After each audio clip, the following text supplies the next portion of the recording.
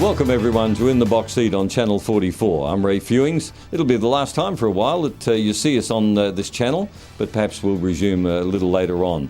Got a bit of a recess in major events coming up in Adelaide after the Strathalbyn Cup, which comes up this coming weekend, the heats, and then the final week after. We've had some tremendous racing though. Of course, Bogey King won the Bunyip Gawler Gold Cup at the weekend, and of course Proven Nitro, who was such a hit in the heats of the Adelaide Cup, went over to Sydney and won the Vic Peters Memorial over there in dashing style. So Adelaide still maintains its reputation as a springboard for outstanding greyhounds to go on and further their careers. Our guest tonight is Peter Zeitz, who's had some very nice dogs from interstate lately. He's got a very nice one at the moment called Tartuffe or Tartuffe. We'll find out how they say it. But it does have a good stamina, and he got it to fly the boxes at its previous start and looked very, very good, breaking the 30 by a big margin. So we'll talk to him a bit later on. As far as the events coming up for this week, there's plenty. Geelong Cup in Melbourne, Sir John Dillon Memorial at Sandown. We've got the Macro Meat Shootout, of course, this coming Thursday night. Proven Nitro's in that, and in the four-dog field he's probably going to shorten up and be one of the favourites. And of course the Ipswich Gold Cup, as well as the Strathalbyn Cup as well. Now Port Augusta, Melbourne Cup Day, there's a Willesden Footy Club feature there as well, and they've got a grade 5 worth a few bob too.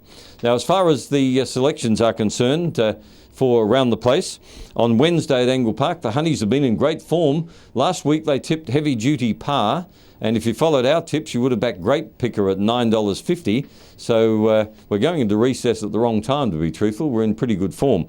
But the Honeys say on Wednesday, race 7, number 3, Premier Bill. Now this ran a mighty race at Gawler at the weekend and went very, very close to scoring. He's a smart dog. He's been to Victoria, WA. Des Hockley's got him and he's going well, and he comes to Angle Park. Should be ready to fire here. The other one they've come up with is race 8, number 1, Just Is. I've made that a special as well. Just Is was in the final of the Prelude the other week here. Showed a bit of speed from box 8, but it's got a good record from box 1. It has won from there, led before, and she does look the winner, Just Is. My other winner for Wednesday is an event 2, number 3, Bally Spark, a new one for Aussie Chigia. It has gone about 30 dead at Sandown, and you'd think that the experience there, plus coming to heats of the Maiden, there are 4 heats by the way on Wednesday, you'd think that Bally Spark would be the dog to watch. We'll be back very shortly. We'll meet Peter Zeitz, the trainer of Tartuffe, Tartuffe, whatever you like. He'll be with us in a moment.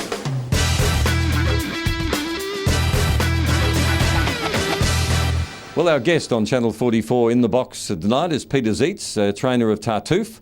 Welcome to our little show, Peter. Nice to be here, Ray. Now, it is Tartuffe, or Tartuffe. Tartuffe, okay, and it's from a play, I understand. Yeah, a play from the 1600s that it was a comedy play, but I haven't seen it. I can't tell you anything about it. All right, well, of course it was named Interstate, the dog, and it's been sent over by Jeff Collins? That's right, yes. Right. Now, you've got a good association with Jeff? He sent you a few in the past? Yeah, Jeff's very good to me. He looks after me and sends them over on a regular basis, and we test them out over here.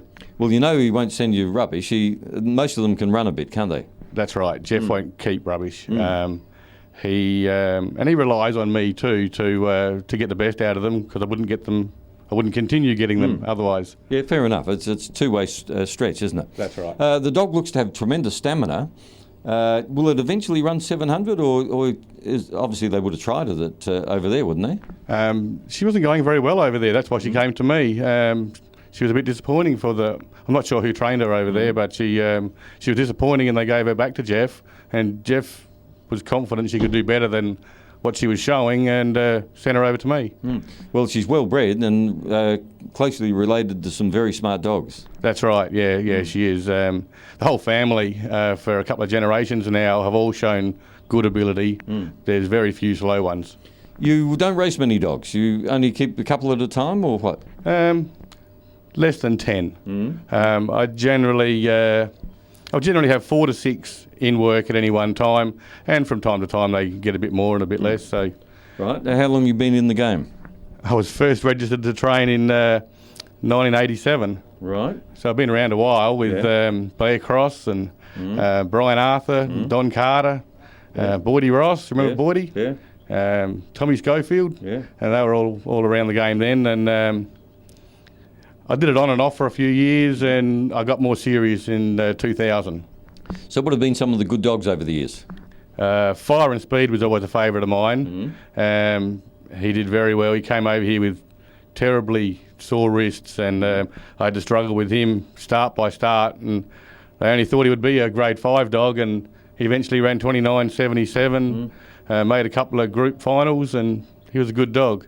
That's the odd thing about going back 10, 20 years. It was not uncommon for a dog to run 29.6, 29.7. Now we don't see it happen. The tracks are faster. So what have we just got dogs? We don't have the good dogs anymore? I'm not sure. I seem to strike them half regularly, but I wish they do it more often. I've had quite a few over the years break the 30. I was here the night that Blair Cross had the first dog to break 30 here, Knocklon Gold, in the heats, and then Tangan ran 29.65 one start later, and it was all over for him then. And now, of course, Brett Lee breaks the 29, so there's been some wonderful dogs. Peter, got any others coming through? I've got a sister to Tartuffe coming through now. She might be a little bit quicker out, but hasn't got the stamina yet, but she's quite a way behind. She came over after having some bad trouble with a grass seed. It kept coming back all the time, and they were going to give up on her, and I said I'd give her a go, and so far, fingers crossed, she's done really well so far. And another one called Yazi Girl. She got a suspension in Victoria, and they're hoping the follow-on lure helps her here. Right. Of course, with the grass seeds, this time of the year, with the grass drying out, there are grass seeds everywhere, and even for people at home with the ordinary dogs, you've got to go through them from time to time, make sure they haven't got one wedged in the fur, because they can go right through their body, can't they? They can, yep. I've only had a couple myself, but I had one start off in a foot and come out an elbow. Yeah, it definitely happens. So be a bit vigilant and give the dog a brush every now and then. Absolutely. Well, Peter, it's been a pleasure talking with you. I hope Tartuffe and the others you've got coming through give you a good spin over the next couple of years. Thank you very much, Ray. Peter Zeitz has been our special guest as far as in the box seat tonight. Now, as I said, we're going into recess for a while, so I hope to catch you at some time in the near future. There's always something fantastic to say about greyhound racing. Get down here, have a look for yourself on a Monday or a Thursday night, or even go to one of the country meetings. So until we next catch up with you, this is Ray Fewings saying catch you on Channel 44, or go straight to grsa.com.au for all of your greyhound racing news.